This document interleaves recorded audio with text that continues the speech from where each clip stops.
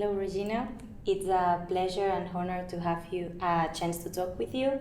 I want to present Regina to our audience.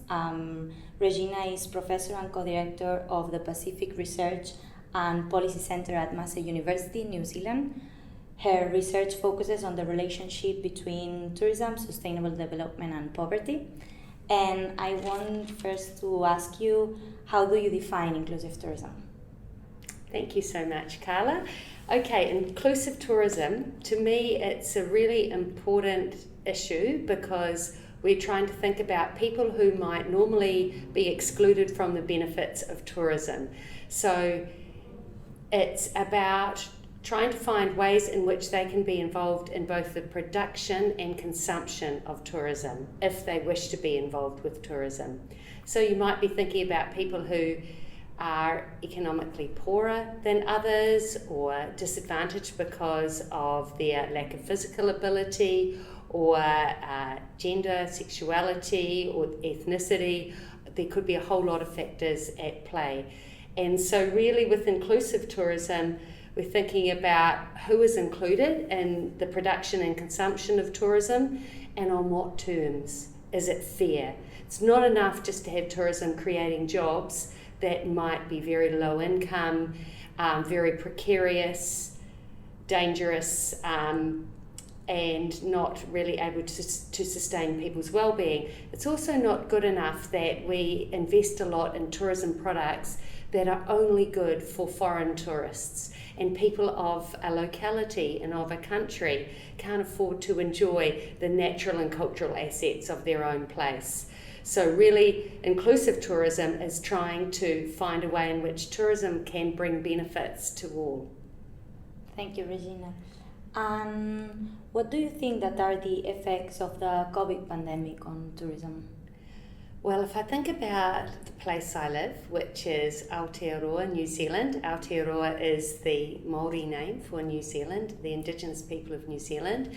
And I think that some of the impacts of the COVID pandemic have been that obviously we're an island nation, so we could close our borders very carefully to protect the people. And what happened that then for the many months our borders were closed. In fact, they've only been open to international tourists earlier this year. For those months, domestic tourism really increased a lot. A lot of people wanted to get out and explore their own backyard, as was the case in many other countries as well, I believe. And that's been fantastic for both people appreciating more of what's in their own country, but also tourism providers saying that they are enjoying catering a lot for New Zealand tourists and that they're finding that they can pivot, they can change direction a bit and find a market that will see them through some of the tougher times. It's a little bit different where I mainly do my research, which is in the smaller Pacific islands, like places like Fiji and Vanuatu.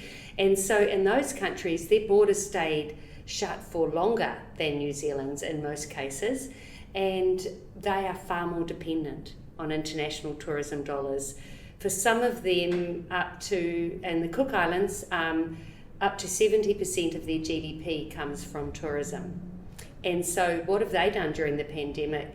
They have had to find alternatives to tourism because they don't have strong diversified economies. They're not like New Zealand. So they've had to, they don't have domestic tourism. They've had to look to how can they use their own natural resources like the land and the sea, going back to the land and the sea as a source of livelihoods. How can they develop alternative enterprises? And through doing that, not everybody wants to return to tourism.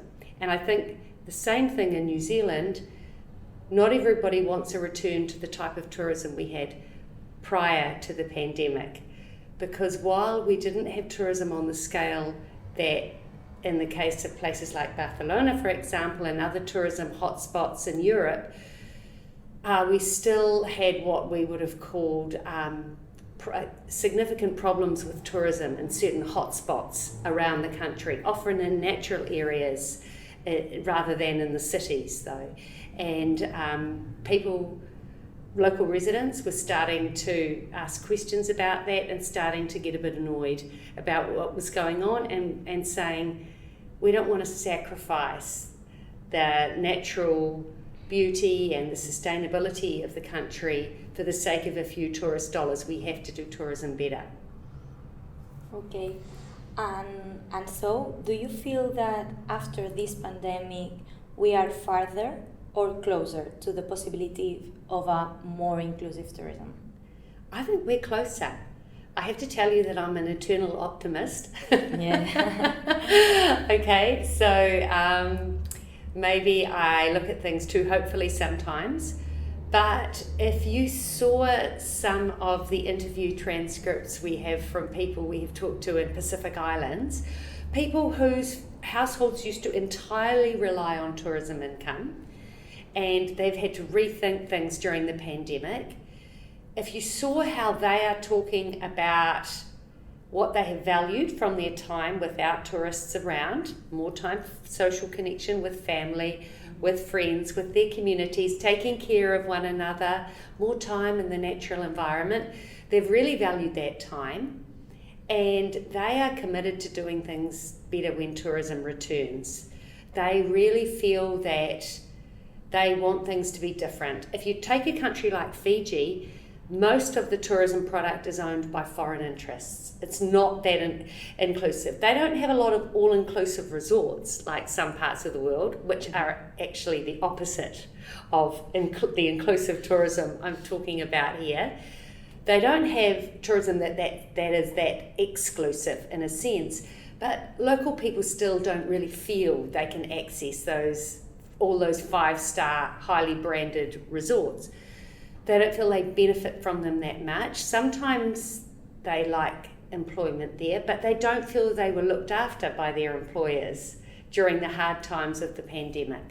So a number of people are saying, why go back to that type of work? Yes, we want tourists to come back. We actually enjoy meeting people from all around the world, and we think it's an honour to offer hospitality to people from outside our own country, our own culture.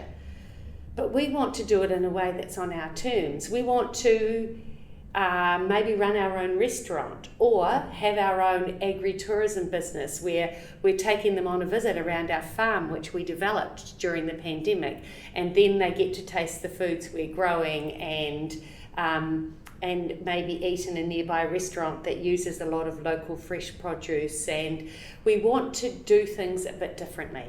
So definitely people are still going to go back to jobs at resorts, but they're not going to accept really low wages or working conditions which mean they can never get time off for important cultural events.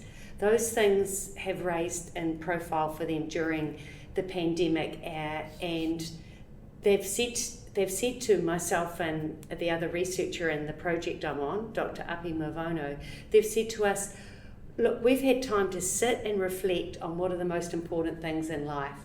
And the important things in life are spending time with the people that you love, with your families, taking care of your loved ones, being able to have time for your spiritual connections and your cultural connections. And that's what we've had time for during the pandemic. We don't want to compromise all of that any longer. We need a more balanced approach. And in the words of a Fijian chief, he said, tourism must complement our way of life, not take over. And I think that's a great example of what inclusive tourism should be able to offer. Yeah, happy to hear that. And even if you're optimistic, also knowing the situation in other contexts, what are the main obstacles that prevent us from moving towards a more inclusive tourism in more general terms? Okay, I think we do have a problem with governments who rely for a lot of revenue on tourism income. Okay, they're getting tax revenue from businesses as well as from employees, and they have suffered. They haven't got a lot of the funding that they would normally get. That goes into all sorts of budgets, okay, into health and education and infrastructure, apart from tourism marketing and other things. So it's been a struggle for governments that rely heavily on tourism income. And so they want to get the numbers back. Many of them have written plans which talk about sustainability and might even talk about inclusive approaches. But they are wary of degrowth types of approaches. They are wary of a transformational change because they don't want to risk bringing in the numbers that they believe are needed to sustain their economies. So I want to hear more about some governments that are being quite brave and are doing things differently, are welcoming tourists back, but trying to encourage them to come and stay for longer and spread the benefits through the economy more, so there are more multiplier effects from tourism. And also, not only focusing on the international tourists, realising that not only did domestic tourists provide a lifeline during the pandemic, they can be incredibly important. There's a few people that have written about and have known for a long time that domestic tourists are far less fickle than international tourists. They won't just cancel their trip because of a small incident that happened in one part of the country. They will realise, we can still do these other things though. So I think there are barriers with governments that are worried about getting filling in those existing tourist beds essentially, and they get a lot of pressure put on them as well by the large tourism operators, including the international investors in tourism. But I believe someone's got to take charge. Those international investors do not have a lot of skin in the game. They're not going to be there necessarily for the long term. They can withdraw when a crisis hits.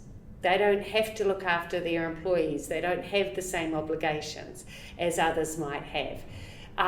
So it absolutely has to come down to governments being willing to legislate and being willing to regulate and monitor what's going on in the interests of their own people and their environments.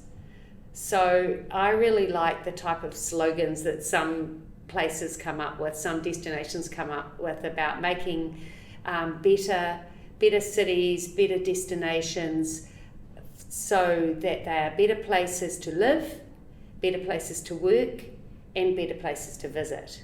And I think really good governments would be looking at those conditions.